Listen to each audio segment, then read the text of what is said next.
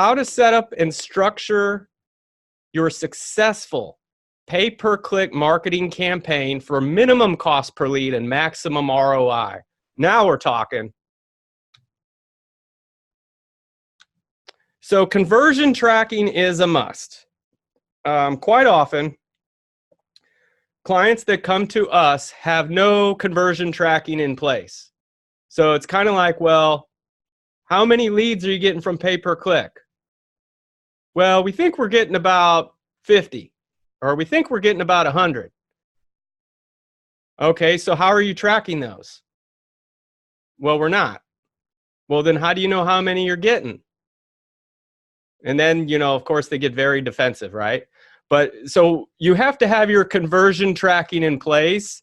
And these are the types of things that you do through call tracking, through analytics, through web form tracking. This way, there's really no guessing. You should have those numbers concrete, and that should be an automated process that a human doesn't do. Like a human should not be asking the question, so how'd you find out about us? That never needs to take place. That if you have the right tracking in place, it's already known, and so no one needs to ask. Your campaign must be broken into smaller ad groups targeting the various services that you provide so that your text ads match what the person typed. We're going to drill down a little deeper in that. Make sure you have a strong understanding of keyword match types, and don't forget about negative keywords. So I'm going to cover this a little bit, and this is where some people might fall asleep, but I promise I'm going to make it as colorful as possible to keep you intrigued. You need to write compelling text ads that resonate with what the customer typed in, and then entice them to click on you versus the competition. So, you know, having ad copy that really makes people want to click you. Leveraging ad extensions to make your ads stand out on the page. So you can make these ads really sizzle, and I'm going to show you how to start the fire on that. And then have your visitors land on solid, well thought out landing pages that are built to convert. Okay? So you can send them to a page on your site, but you want that page to be a well thought out landing page with a specific purpose. And I'm going to show you exactly what that looks like too. And then ongoing split testing, tweaking, and fine tuning. Okay? So we're getting into it a little bit. Here we go. Now, don't even think about spending another penny on your AdWords until you have conversion tracking in place. Here's the essentials. So basically, a dynamic number changing with different phone numbers for pay-per-click traffic, organic traffic, and direct traffic. Okay? So Bill has a question. Hold on one sec, Bill. Let me read your question. If we only pay per click, why do we care if they click ours first? Won't Google just show it enough to get the clicks? That's a very good question. If we only pay per click, why do we care if they click ours first?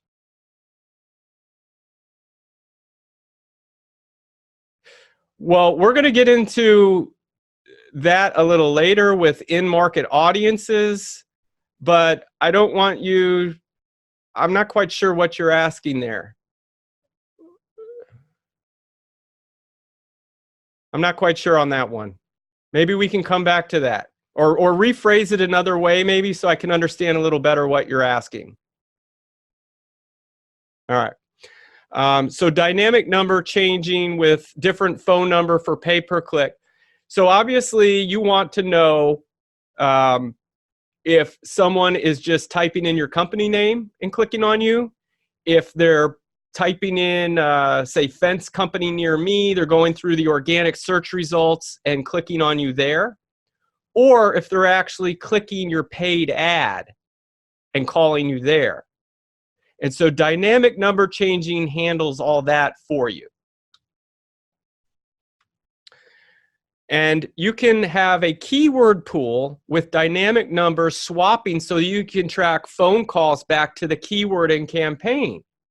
So this is really helpful because you want to know what keywords are getting you the call.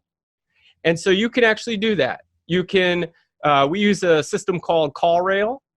And so you can have a keyword pool with dynamic numbers that will swap out based on whatever keyword they typed in to call you. That is all tracked. And so you can have that in analytics of knowing what keywords typed in, triggered your ads, and got you the call.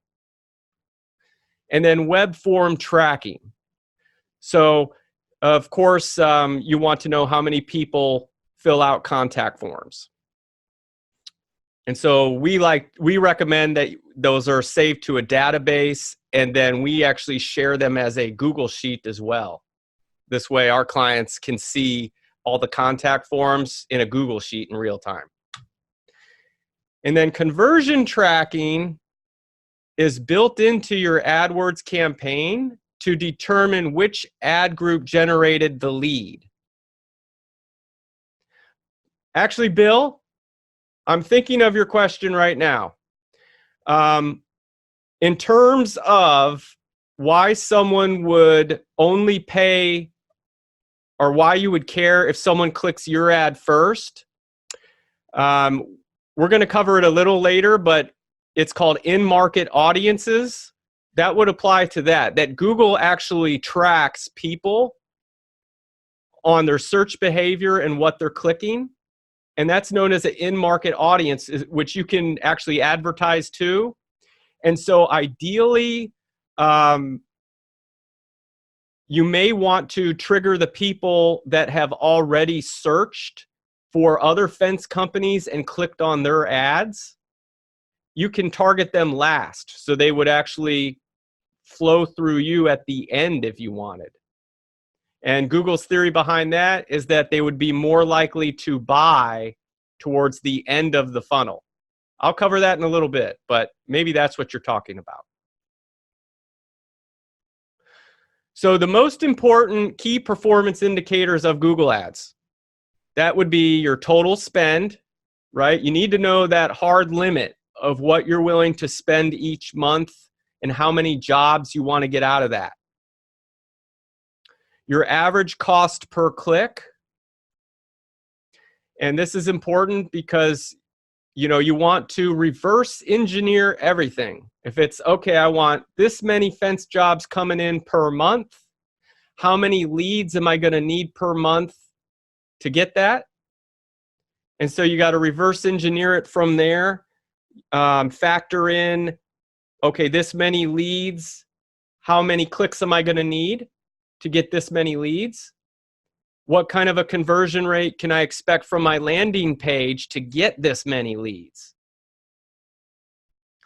So average cost per lead for calls and web forms. For fencing, we're seeing anywhere from 25 to 40 bucks a lead, which is pretty good compared to Home Advisor, especially for exclusive leads. Whoops, let me go back. And then Gates, anywhere from 25 to 35 per lead. So